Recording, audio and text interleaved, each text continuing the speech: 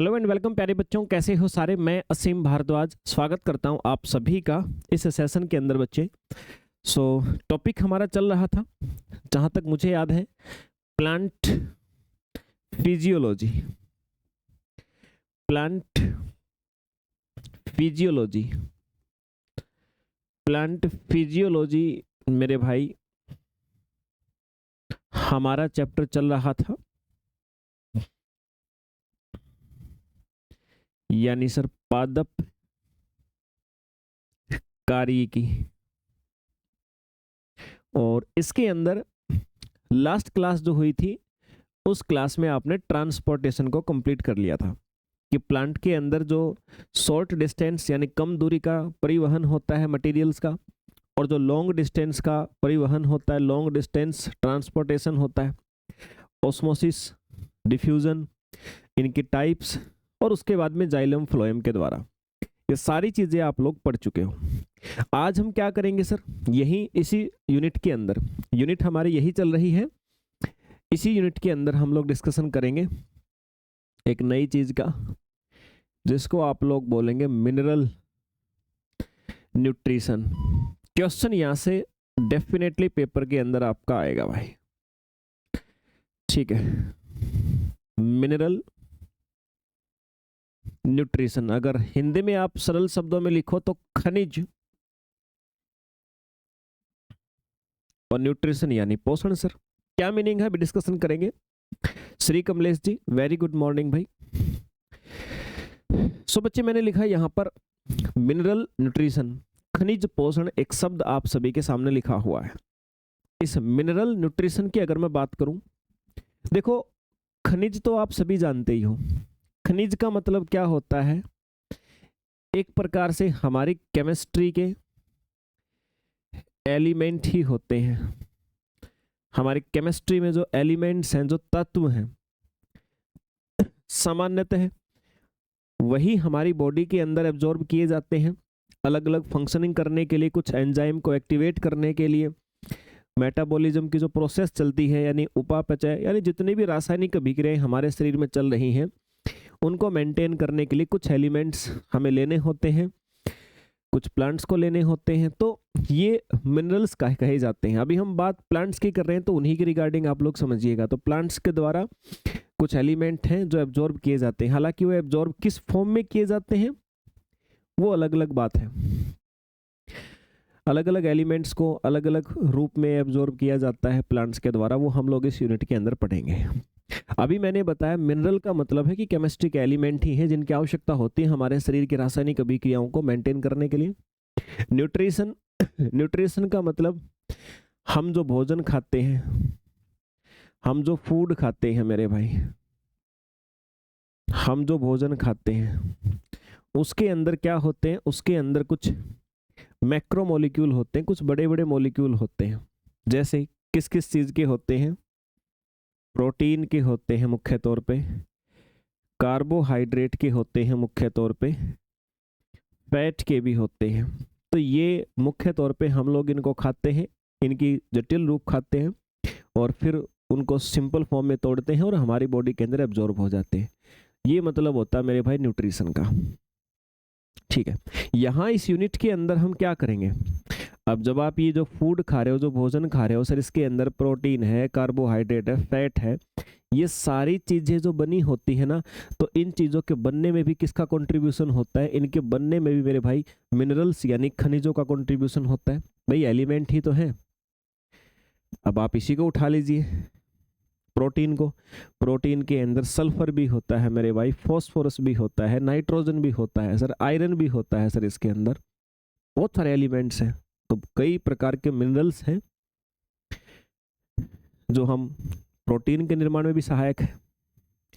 तो हमें इस यूनिट के अंदर मेरे भाई क्या पढ़ना है सर, मुख्य तौर पे हम कंसंट्रेट करेंगे सर इन मिनरल्स के ऊपर, और इन मिनरल्स को हम अपनी बॉडी में न्यूट्रिशन के रूप में किस प्रकार से पहुंचाते हैं, किस प्रकार से खाते हैं, है ना। अपनी बॉडी मतलब यहाँ प्लांट की बात हो रही, तो प्लांट के विषय में ही समझना, यानी प्लांट जो है उसके लिए जो मिनरल्स होते हैं, जो खनिज होते हैं, मतलब जो केमिस्ट्री के 118 एलिमेंट हैं उनमें से लगभग 60-65 ऐसे हैं जो लिए जा सकते हैं प्लांट के द्वारा।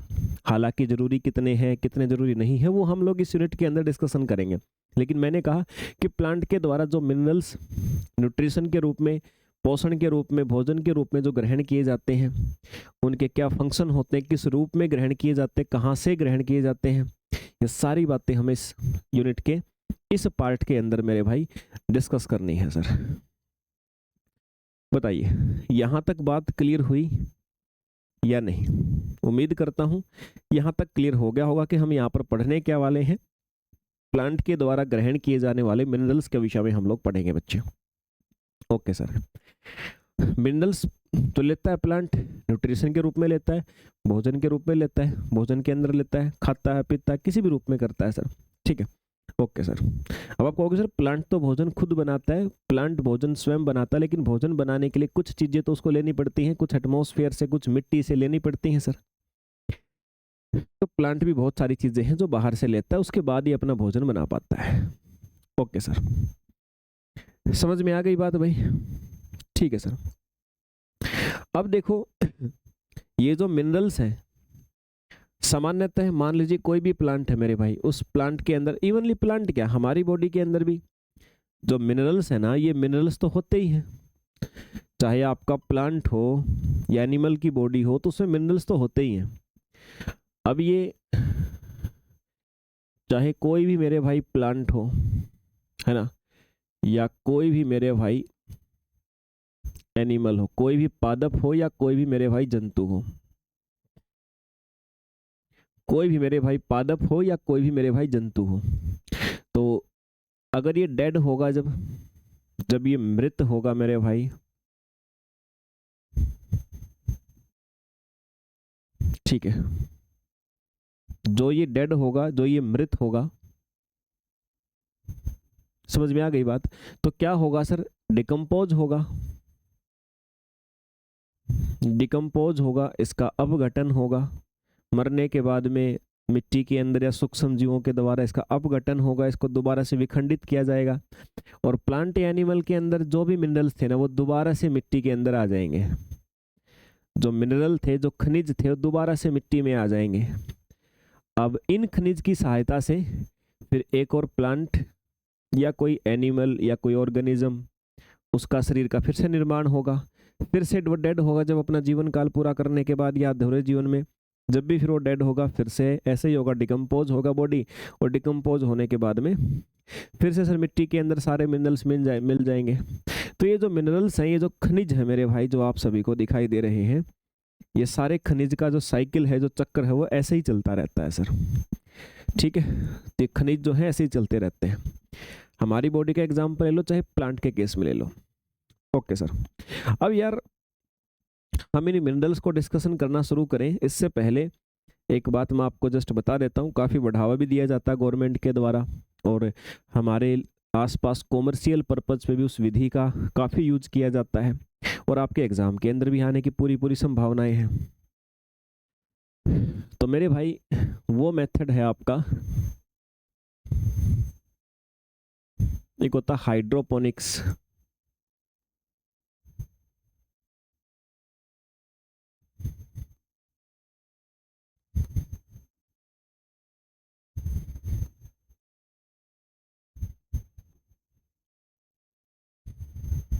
ठीक है।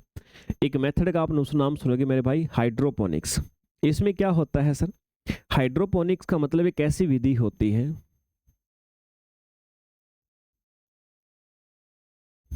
बिना सॉइल के पौधा उगाना, इसकी एक विधि होती है मेरे भाई। ठीक है, बिना सॉइल के पौधा जो उगाना है, बिना सॉइल के जो पौधा उगाने की जो विधि है मेरे भाई, उसको हमारे द्वारा कहा जाता है सर हाइड्रोपोनिक्स।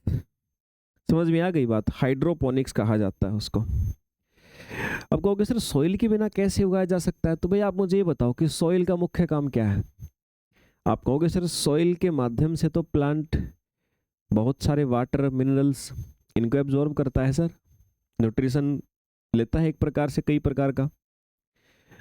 दूसरी बात स्टेबिलिटी, प्लांट को खड़ा रहने के लिए भी आवश्यक है। ठीक है, प्लांट को खड़ा रहने के लिए भी आवश्यक है मेरे भाई। यस या नो, बात को समझे कि नहीं समझे? प्लांट को खड़ा रहने के लिए भी आवश्यक है सर। तो अब सर बिना सोइल के कैसे खड़ा रहेगा? तो मेरे भाई इस मेथड में हम क्या करते हैं कि जैसे हमने कोई भी गमला ले लिया,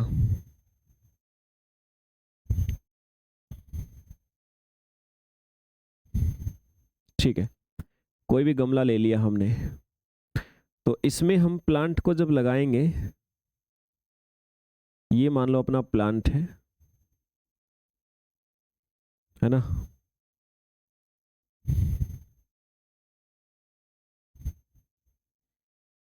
जो भी प्लांट है अपना, तो इसके लिए व्यवस्था होती है मेरे भाई, सबसे पहले तो स्टैंड की व्यवस्था।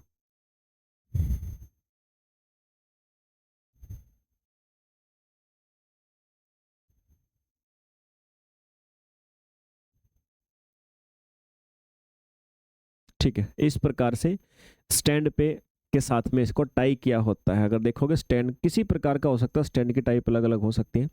तो सॉइल का जो पहला काम था ना, पहला काम क्या था सॉइल का? स्टेबिलिटी देना, उसको खड़ा रहने में सहायता करना। तो वो काम तो किसने कर दिया? ये काम स्टैंड ने कर दिया। दूसरी बात, अब इसको न्यूट्रिशन मिनरल्स वो कैसे दिए जाएंगे? तो मेरे भाई मिनरल्स वगैरह के लिए फिर इस गमले के अंदर भरा होता, मिट्टी नहीं होती इसके अंदर, कभी आप सोचो, मिट्टी बिल्कुल भी नहीं है, बिना मिट्टी के उगाना है पौधा। तो इसमें भरते हैं पानी, इसमें हम भरते हैं मेरे भाई पानी सर, इसमें भरा जाता है मेरे भाई वाटर, वाटर भर दिया। अब वाटर के अंदर जो जो प्लांट को ये मिनरल्स वगैरह की आवश्यकता होती है, मिनरल न्यूट्रिशन की जितनी भी आवश्यकता होती है मेरे भाई, ठीक है, खनिज पोषण की जितनी भी आवश्यकता होती है, खनिज पोषण की मेरे भाई जितनी भी आवश्यकता होती है, तो सर हम क्या करते हैं, वो इसके अंदर डाल देते हैं। ठीक है, जितनी अमाउंट में तो ये होता, उतनी अमाउंट में इसके अंदर डाल दिया जाता है। समझ गए बात को? तो ये होता आपका हाइड्रोपोनिक्स। तो इसमें मिनरल्स दिए जाते हैं लेकिन पानी की सहायता से। जूलियस वॉन सेक्स ने इसकी डिस्कवरी की थी। जूलियस वॉन सेक्स, इन्होंने इसकी खोज की थी इस मेथड की, समथिंग 1860 या 63 60 था, 1860 के आसपास, 1860 के आसपास मेरे भाई यहाँ पर इस मेथड की खोज हुई थी। और आज तो हमारे लिए काफ़ी यूजफुल है सर।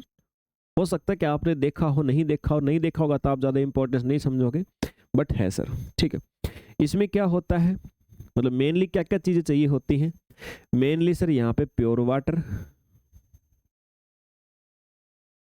प्योर वाटर में ये प्योर वाटर डाल देते हैं, उसके अंदर मिनरल्स, और फिर एक ऑक्सीजन को भी पंप करा देते हैं उसमें। हमारे पास में ऑक्सीजन को भी मिक्स करने के लिए पंप होते हैं मेरे भाई। ठीक है, ऑक्सीजन को भी मेरे भाई मिक्स करने के लिए क्या होते हैं सर? पंप होते हैं। समझ गए बात को?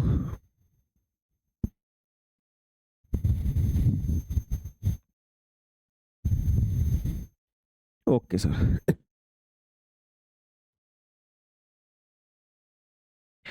ठीक है भाई, हाइड्रोपोनिक्स की बात क्लियर हुई कि एक आधी और बातें? अच्छा, इसके अंदर मिनरल्स, देखो भाई प्लांट जो भी आपने ग्रोथ करना है, अब ऐसा तो है नहीं कि पूरी दुनिया में एक ही प्लांट, बस एक ही प्रकार के एक ही वैरायटी का प्लांट ग्रोथ करना है। और इस टेक्निक में हम लोग करते क्या है, इस टेक्निक के अंदर जो प्लांट आपने जिस गमले में लगा रखा है, तो हम मेरे भाई मिनरल्स ऐड करते हैं। जब लगा कि यार मिनरल्स ऐड करने से काम नहीं हो रहा है, तो मिनरल्स को रिमूव करके देखते हैं अब प्लांट पे क्या असर पड़ रहा है। फिर लग रहा नहीं यार मिनरल्स को हटाना तो जोड़ने से कुछ फर्क पड़ रहा है ना, हटाने से फिर हम क्या करते हैं, फिर मिनरल को सब्स्टिट्यूट करके देखते हैं। मिनरल को हम सब्स्टिट्यूट यानी उसकी जगह पे कोई दूसरा मिनरल डालते हैं। मतलब इसमें यही हम अपनी तरफ से करते हैं, ठीक है। यानी कि भाई हमारे पास में एक मिनरल है, कोई भी एक, हमने कोई प्लांट लगाया उस गमले के अंदर, तो हमने पहले उसको अलग अलग मिनरल चाहिए होते हैं, हमने क्या क्या एक मिनरल लाए, डाल दिया। डालने के बाद में देखा नहीं यार ये तो काम नहीं कर रहा, तो हटाओ, हटा भी सकते हैं। अब देखा ग्रोथ कर गया तो ठीक है, नहीं तो यार कोई दूसरा डालो भाई, अभी प्लांट ग्रोथ नहीं कर रहा। मतलब ये सारी टेक्निक अब इसमें अपनाते हैं, इसी मेथड के अंदर ये सारी टेक्निक अपनाई जाती है मेरे भाई, है ना। और कंसेंट और वेरीज कंसंट्रेशन, यानी मात्रा भी बदल बदल के देखते हैं। मात्रा में बदलाव, किसकी मात्रा में, ये जो मिनरल्स हमने डाले हैं ना, इनकी मात्रा भी कम ज्यादा करके देखते हैं, है ना। थोड़ा बढ़ा के देखते हैं कि भाई इतनी ज्यादा मात्रा कर दी तो देखो प्लांट ग्रोथ करने में कुछ हेल्प मिली कि नहीं, कम किया तो हेल्प मिल रही कि नहीं मिल रही। मतलब हम लोग, सीधी सी बात ये है कि इस मेथड में ये सारे मिनरल्स का खेल होता है, कम ज्यादा कर करके और प्लांट को ग्रोथ कराना है बस, इन्हीं की सहायता से, ठीक है। ओके भाई, कॉमर्शियली आजकल टोमेटो है, लेट्यूस है, या फिर एक सीडलेस कुकुम्बर है, कॉमर्शियली आजकल इनका उत्पादन इस मेथड से होता है। कॉमर्शियली यानी सर वाणिज्यिक तौर पे,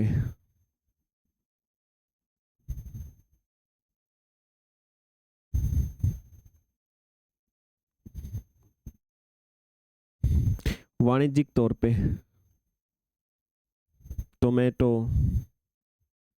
लेट्यूस और सीडलेस कुकुम्बर, कुकुम्बर समझते हो ना, खीरा, सब्जियों के नाम तो याद किए होंगे पहली क्लास में, फलों के, सब्जियों के, रंगों के नाम, है ना। इस प्रकार की बातें की थी ना, मजा आता था, बस वही लिखा हुआ है। अब सर हमने ये तो एक मेथड बीच में डिस्कस कर लिया, हाइड्रोपोनिक्स। अच्छा, अब जो प्लांट्स हैं उनके अंदर अगर मैं मिनरल की बात करूं, मिनरल्स इन प्लांट, मतलब टोटल मिनरल की अगर बात करूं, तो टोटल मिनरल मान लो अगर 105 एग्जिस्ट करते हैं, सपोज करो मेरे भाई, अगर 105 मिनरल्स टोटल एग्जिस्ट करते हैं हमारे पास में दुनिया में, ऐसा एक बार सपोज करो, अनुमान के तौर पे इतने ही है, उनमें से जो प्लांट है उसके अंदर कितने पाए जा सकते हैं, 60 पाए जा सकते हैं। जरूरी नहीं है कि सारे के सारे मिलेंगे, वो प्लांट की वैरायटी के ऊपर डिपेंड करता है, आपने किस प्रकार के प्लांट को क्रॉप कर रहे हो, किस प्रकार के प्लांट को आप लोग मेरे भाई उगा रहे हो, उस बात पे डिपेंड करता है, ठीक है। तो लगभग प्लांट में 60 के आसपास हो सकते हैं, टोटल 105 हम काउंटिंग माने तो 60 के आसपास हो सकते हैं मेरे भाई, ठीक है। कुछ स्पेशल एलिमेंट होते हैं जो सब में नहीं पाए जाते, कुछ स्पेशल जगह पे ही पाए जाते हैं मेरे भाई, ठीक है। जैसे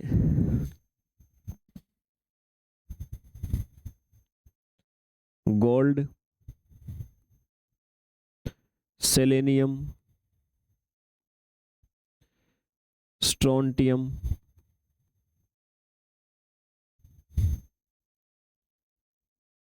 ठीक है। गोल्ड, सेलेनियम, स्ट्रोंटियम होगा, जैसे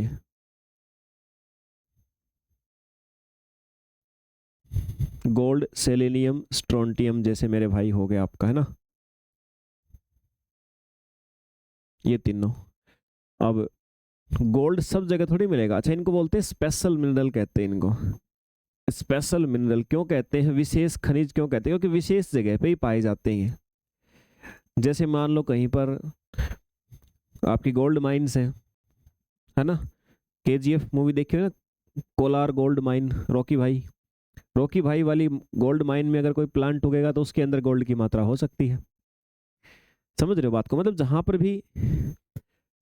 जहां पर भी आप लोग अगर देखोगे कि भाई इस क्षेत्र में ये वाली चीज बहुतायत में पाई जाती है, तो उसके प्लांट में भी वो मिनरल देखने को मिल जाएंगे आपको, तो स्पेशल होते हैं।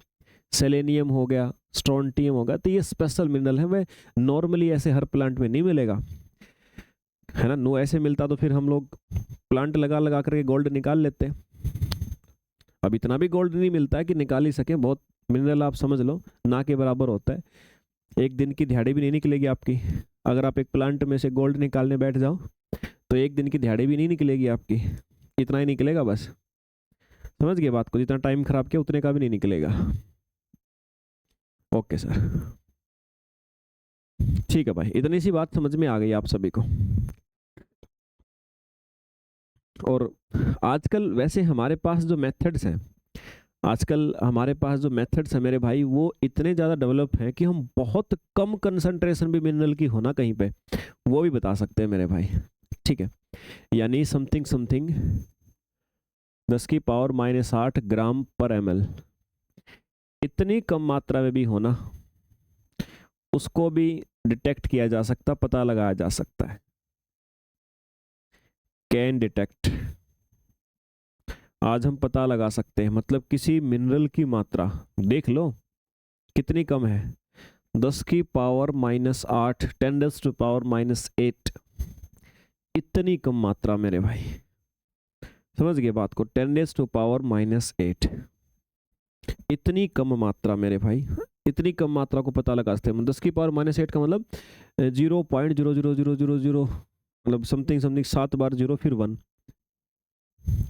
हाँ इतना कम, उसको भी आज हम डिटेक्ट कर सकते हैं। तो मैंने कहा ना बहुत कम होते हैं भाई, गोल्ड होगा लेकिन गोल्ड इतना कम होगा, बताओ इतने को कैसे निकालोगे, कितना खर्चा लगेगा, कितना टाइम खराब होगा, उतने का होगा भी नहीं, एक आधा पार्टिकल जो होगा वो, ठीक है, वो हवा में वैसे उड़ जाएगा।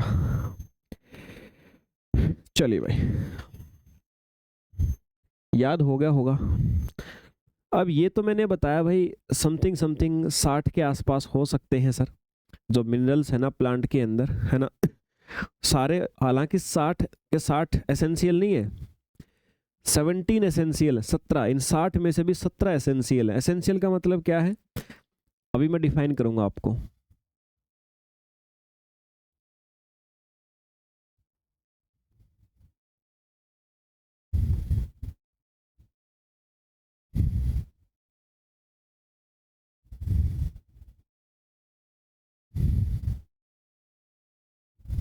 एसेंशियल या बोले तो अनिवार्य, कितने हैं, इन 60 में से भी 17 मेरे भाई अनिवार्य हैं, 17 अनिवार्य हैं। ठीक है, मैं इनको अभी डिस्कस करूंगा कौन कौन से हैं, ये भी कुछ कैटेगरी में बांट के पढ़ेंगे हम लोग। लेकिन इनसे पहले आप एक बात को जरा समझ लेंगे, एक बात को सीख लेंगे कि ऐसा क्या क्राइटेरिया है कि जिससे हमें ये डिसाइड होता है कि भाई ये एसेंशियल है कि नहीं। मतलब ये मेरे भाई कि प्लांट के लिए कोई भी मिनरल वो एसेंशियल है या नहीं, इसको डिसाइड करने के लिए क्राइटेरिया क्या है, पहले वो देख लिया जाए एक बार हमारे द्वारा। चलो एक बार देख लेते हैं।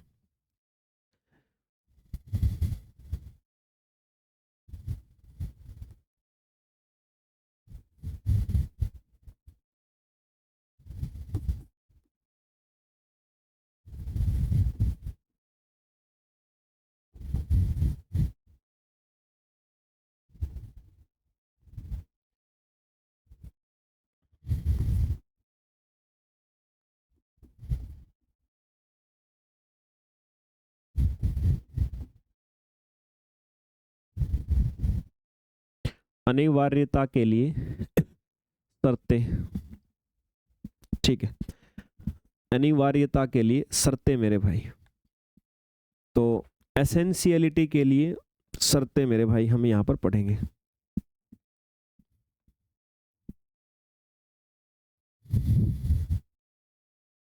देखिए ऐसी कौन कौन से शर्तें लागू होनी चाहिए कि हम किसी भी मिनरल को एसेंशियल की कैटेगरी में रखेंगे। सबसे पहली बात सर कि मस्ट बी नीडेड, मतलब वो चाहिए ही चाहिए प्लांट को, उसके बिना प्लांट नहीं सरवाइव कर पाएगा। मतलब पहला क्राइटेरिया है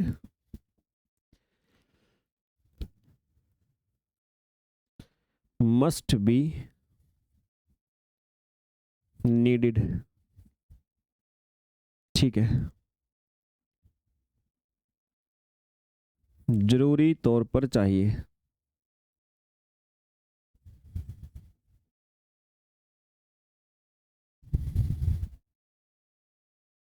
ठीक है, मस्ट बी नीडेड, जरूरी तौर पे मेरे भाई चाहिए ही चाहिए सर, पहली बात। दूसरी बात, रिप्लेस नहीं हो सके,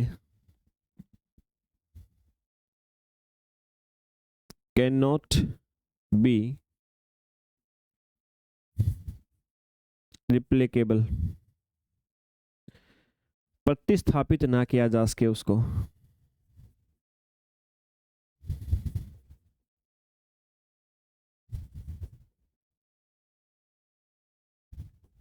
ठीक है, उसको मेरे भाई प्रतिस्थापित ना किया जा सके, मतलब उसकी जगह पे ऐसा नहीं कोई दूसरे मिनरल को हमने प्लांट को दे दिया तो प्लांट फिर भी सरवाइव कर जाएगा, दूसरे को भी उसकी जगह पे हम नहीं दे सके, दूसरी कंडीशन। तीसरी बात क्या है कि वो डायरेक्ट इन्वॉल्वमेंट होना चाहिए उसका मेटाबॉलिज्म में, यानी प्लांट के अंदर जो मेटाबॉलिक जो उपापचय क्रियाएं मतलब रासायनिक क्रियाएं चलती है ना, तो उन रासायनिक क्रियाओं में डायरेक्टली उसका इन्वॉल्वमेंट होना चाहिए, उसी की सहायता से होनी चाहिए।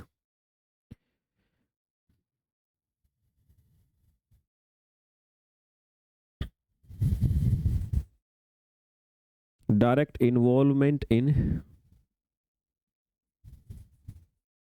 मेटाबॉलिज्म,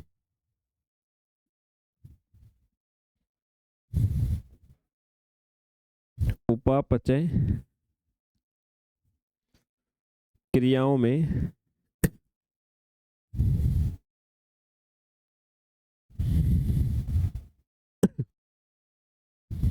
प्रत्यक्ष सहयोग,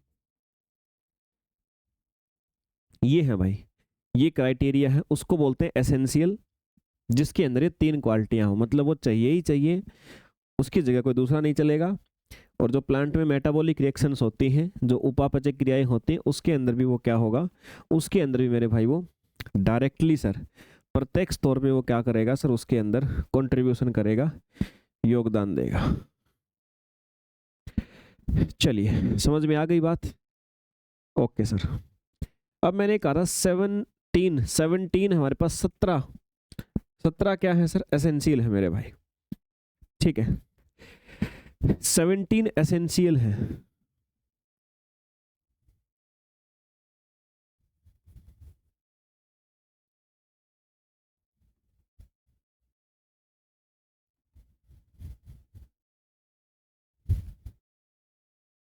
सत्रह अनिवार्य खनिज है मेरे भाई,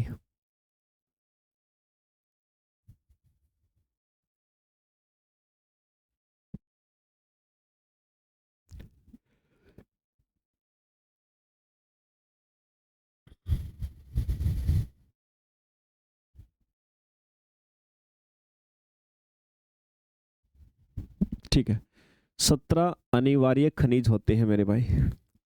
अब ये जो 17 एसेंशियल हैं, इनको भी हमने दो कैटेगरी में बांट रखा है।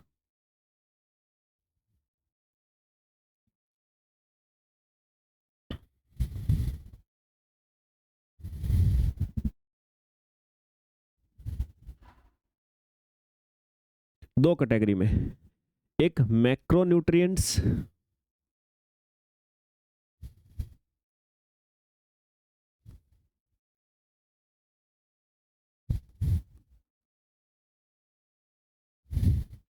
और दूसरा शब्द आप जानते हो माइक्रोन्यूट्रिएंट्स।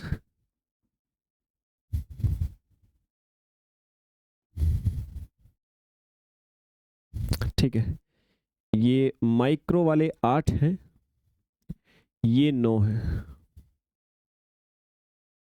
इनको हम गुरु पोषक कहते हैं,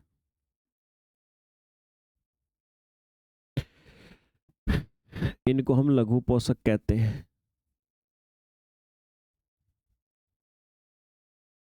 ठीक है, गुरु पोषक और लघु पोषक मेरे भाई दो प्रकार के हैं सर, गुरु पोषक और लघु पोषक दो प्रकार के हैं, जिनको आप लोग यहाँ पर पढ़ोगे अभी।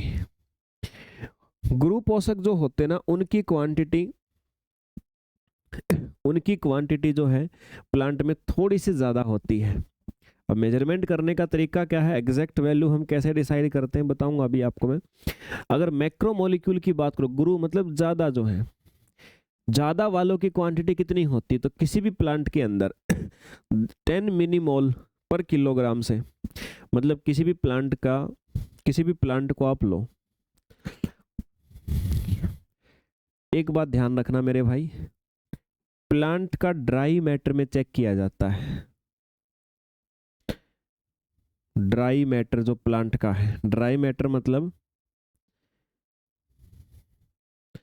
पानी रहित पदार्थ। मतलब ये लगा लो, प्लांट के अंदर का पूरा पानी को निकाल दो, ड्राई कर दो बिल्कुल उसको। ड्राई करने के बाद जो मटेरियल, अब प्लांट का जो बच गया ना मटेरियल, उस मटेरियल में अगर 10 मिलीमोल पर किलोग्राम से ज़्यादा अगर क्वांटिटी है, इससे ज़्यादा अगर उस ड्राई मैटर के अंदर क्वांटिटी आपको देखने को मिल रही है मेरे भाई, तो फिर इसका मतलब ये है सर डायरेक्टली, क्या मतलब इसका डायरेक्टली, कि सर वो मैक्रो न्यूट्रिएंट्स कहलाएगा, वो मैक्रो मिनरल कहलाएगा प्लांट के लिए। मतलब थोड़ी सी ज़्यादा मात्रा में उसकी रिक्वायरमेंट है। माइक्रो न्यूट्रिएंट वही फिर से ड्राई मैटर जो सैंपल है, मतलब जल रहित या पानी रहित जो प्लांट का हिस्सा है, उसमें चेक करो, अगर 10 मिलीमोल पर किलोग्राम से लेस है, कम है, अगर इससे कम मात्रा में उसकी आपको मिलता है वो न्यूट्रिएंट्स या वो मिनरल्स, तो उसको बोलेंगे माइक्रो न्यूट्रिएंट्स मेरे भाई। क्लियर हो गई बात? मैक्रो के अंदर देखो, सबसे जो मूलभूत और सबसे बेसिक जो दिखते हैं आपको, मैक्रो की बात कर रहा हूं, carbon, hydrogen, oxygen, nitrogen, phosphorus, sulphur. ये तो आप ऐसा मान लो कि भाई ये वाले न्यूट्रिएंट्स तो आपको मिलने ही मिलने, सबसे बेसिक है सर ये। Carbon, hydrogen, oxygen, nitrogen, sulphur, phosphorus, ये प्लांट में भी, हमारी बॉडी में भी बहुत ज़्यादा मात्रा में पाए जाते हैं। साथ में पोटेशियम, कैल्शियम, मैग्नीशियम, ये तीनों भी, potassium, calcium, magnesium, that's it. देख लो हो गए क्या? 9 हो गए होंगे।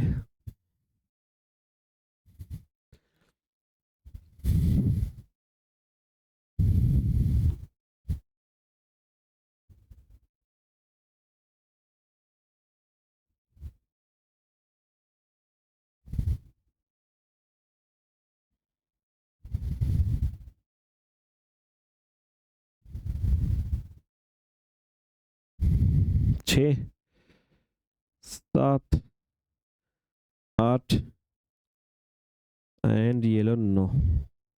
ठीक है, ये 9 जो हैं ये मैक्रो की कैटेगरी में आते हैं। अब इनके अलावा माइक्रो में किसको आप शामिल करोगे? माइक्रो के अंदर मेरे भाई manganese, iron, nickel, copper, zinc.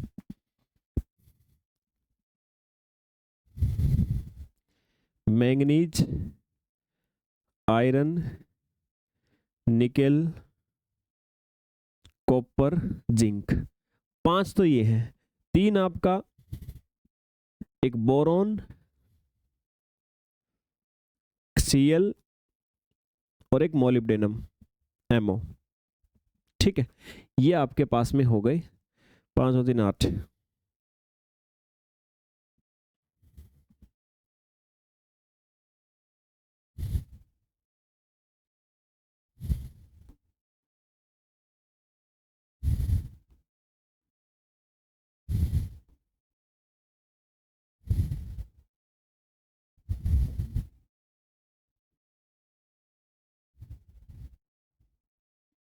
बताइए, बात समझ में आई या नहीं आई मेरे भाई?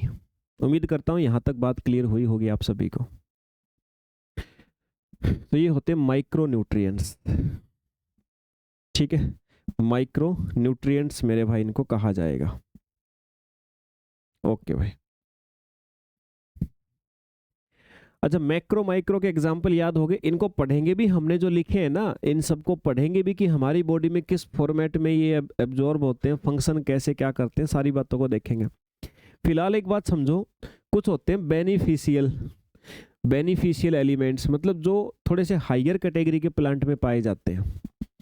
एक अलग से कई बार आ सकता, बेनिफिशियल एलिमेंट बताओ कौन से होते हैं, है ना। तो कौन से होते हैं जो हायर प्लांट में पाए जाते हैं, उच्च श्रेणी के पौधों में पाए जाते हैं, उनको कहते हैं बेनिफिशियल एलिमेंट।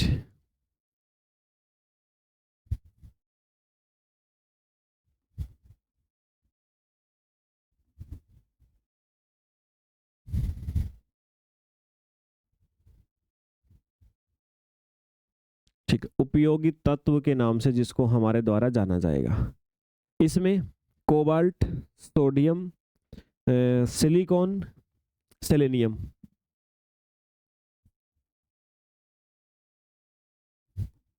ये है मेरे भाई, इनको हम लोग बोलते हैं,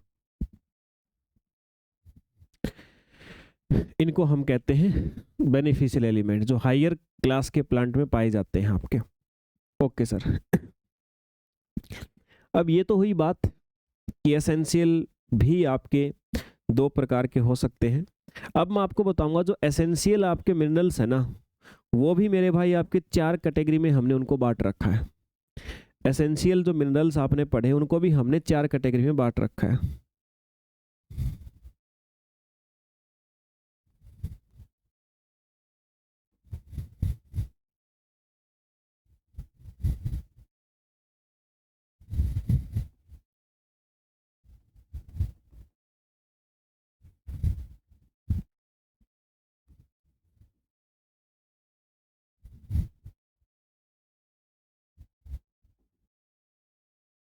ठीक है, 4 श्रेणियों में हमने इनको बांट रखा है भाई। जो एसेंशियल है 4 श्रेणियों में डिवाइड कर रखा है। कौन कौन सी सर? सबसे पहले स्ट्रक्चरल, यानी जो संरचना संरचना बनाने में सहायक होते हैं, मतलब प्लांट की जो बॉडी है उसके स्ट्रक्चर है, जो स्ट्रक्चर बनाने में हेल्पफुल होते हैं।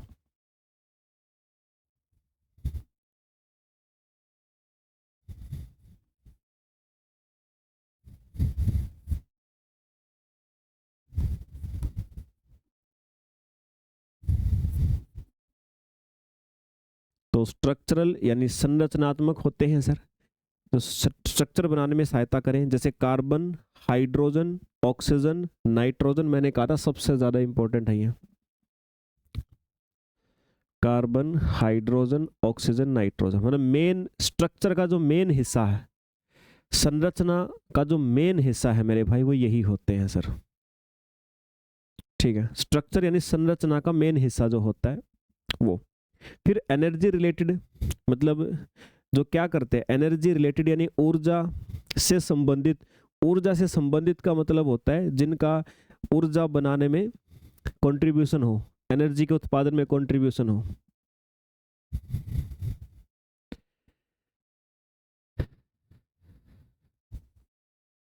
एनर्जी रिलेटेड, ऊर्जा से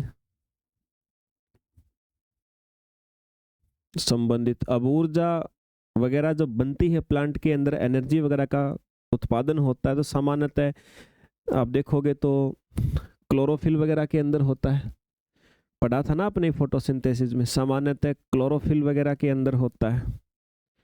और एटीपी की फॉर्मेशन होती है, एनर्जी मतलब एटीपी की फॉर्म में। एटीपी यानी फॉस्फेट यानी फॉस्फोरस। क्लोरोफिल में क्या होता है? क्लोरोफिल में होता है मैग्नीशियम, है ना। तो ये दोनों आपके क्या होते हैं? इन दोनों को आप लोग बोल सकते हो एनर्जी रिलेटेड, ऊर्जा से संबंधित। फिर एक होते हैं मेरे भाई एक्टिवेट और इनहिबिट एंजाइम। कुछ ऐसे आपके पास में मिनरल्स होते हैं जो या तो एंजाइम्स को एक्टिवेट करें या इनहिबिट करें।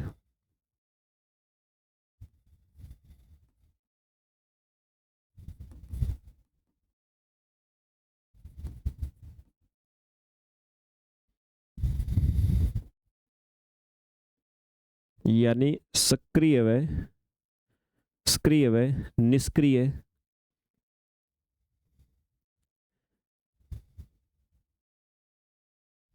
एंजाइम को सक्रिय या निष्क्रिय करने वाले, एंजाइम्स को जो एक्टिवेट करें या उनके एक्टिवेशन को कम करें सर, स्लो करें, ये भी होते हैं सर। जैसे इसके अंदर मैग्नीशियम, जिंक, मोलिब्डेनम, ये सारे इसके अंदर आते हैं जो काम करते हैं, है ना, मोलिब्डेनम, ये आपको दिखवा दिए मैंने। उसके बाद फिर ऑस्मोटिक पोटेंशियल। ऑस्मोटिक पोटेंशियल मतलब जो कैटायन और एनायन का बैलेंस करते हैं, मतलब कुछ ऐसे भी मिनरल्स होते हैं जो ऑस्मोटिक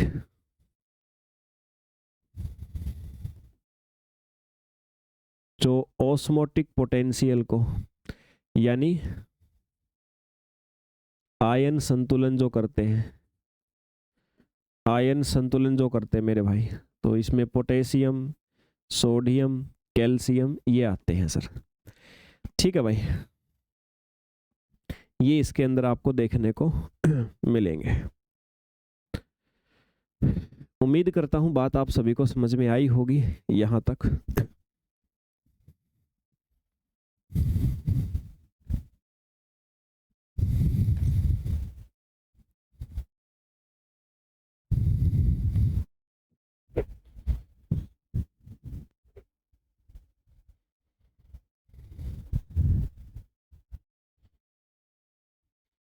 यस या नो बताइए जरा।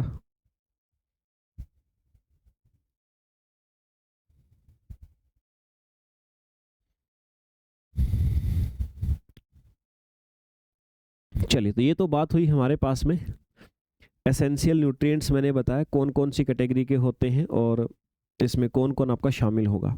अब इसके बाद हम लोगों को पढ़ना है रोल इनका, जो माइक्रो और मैक्रो न्यूट्रिएंट्स है ना, इनका रोल हमें पढ़ना है। Role of micro and macro nutrients.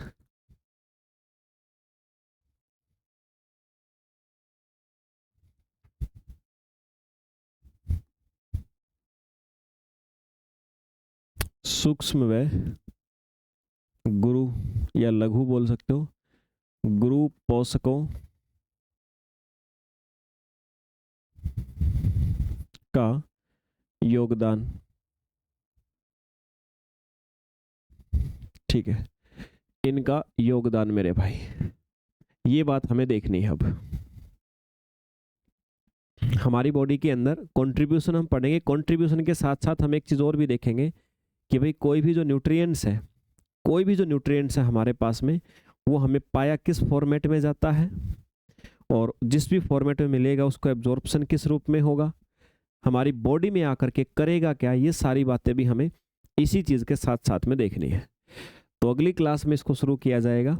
आज हम यहीं तक करते हैं। नेक्स्ट क्लास में सभी के सभी जो एसेंशियल ये माइक्रो मैक्रो जितने भी न्यूट्रिएंट्स हैं, इन सारे के सारे न्यूट्रिएंट्स का रोल मेरे भाई हमारे द्वारा सर देखा जाएगा अच्छी प्रकार से। ठीक है, तो यहाँ तक आप कर लीजिएगा, यहाँ तक की चीज़ें आप डिस्कस कर लेंगे अच्छी प्रकार से, इनको याद करेंगे। थोड़ी फैक्चुअल सी चीज़ें हैं तो याद करने में थोड़ा समय लग सकता है आपको चीज़ों को कि कौन सा किस कैटेगरी में था। और कल जो बातें होंगी ना, देखो बातें कम हो सकती हैं लेकिन याद करने में टाइम लगेगा। कल जो बातें मैं आपको करवाऊंगा वो और भी ज़्यादा मतलब बहुत इंपॉर्टेंट है, लेकिन अब किसका रोल क्या है याद करना पड़ेगा, किस फॉर्मेट में बॉडी में जाता है याद करना पड़ेगा सर। लेकिन अच्छी बात यह है कि बिल्कुल डाटा आपको इतना सटीक दूंगा जो एग्ज़ाम में हिट करे।